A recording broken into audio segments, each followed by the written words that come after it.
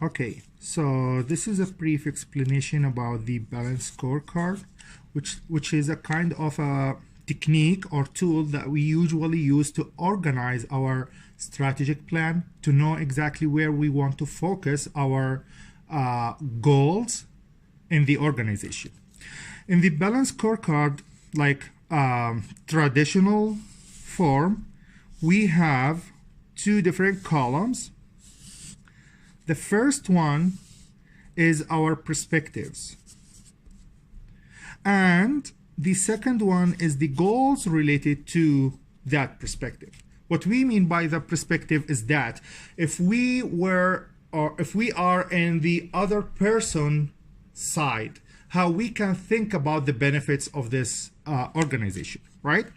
So the traditional way for the for-profit organizations divide the perspectives to four main parts. What's the most important one for any for-profit organization? What's the most important goal? Is to make profit, right? So the financial perspective is the most important one. And here you will set your goals similar to increase the profit, decrease the cost, something like that.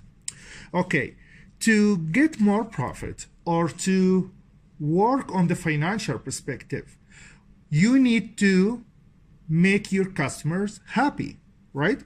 So the customer's perspective is the second one. And we can set all the objectives that the customers need from our company. The third perspective is to make our customer happy.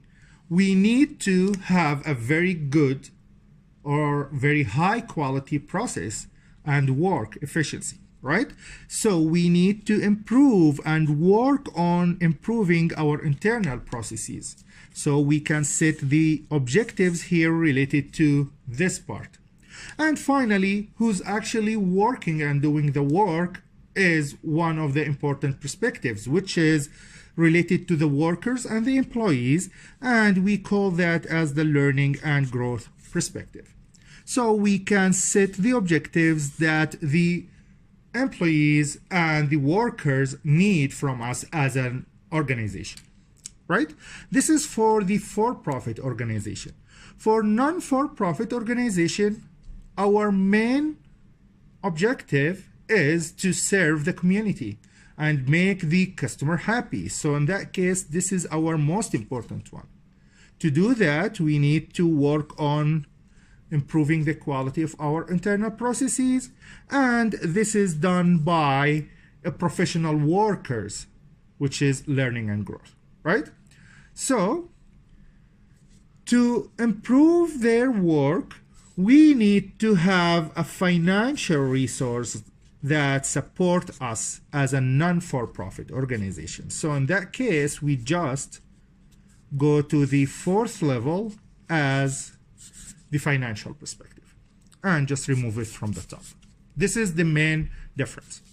Now, for us as a education institute, we can just change the names to make it more customized. Like instead of customers, we can just call it parents.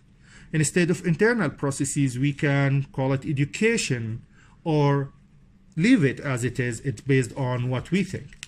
And learning and growth, which is basically the teachers and the TAs, right? And finally, the financial is definitely the financial. So this is a short explanation about balance scorecard, and our old balance scorecard is not set exactly similar to that. That's why we want to review it and modify it to make it more professional and more related to the traditional form of balance scorecard.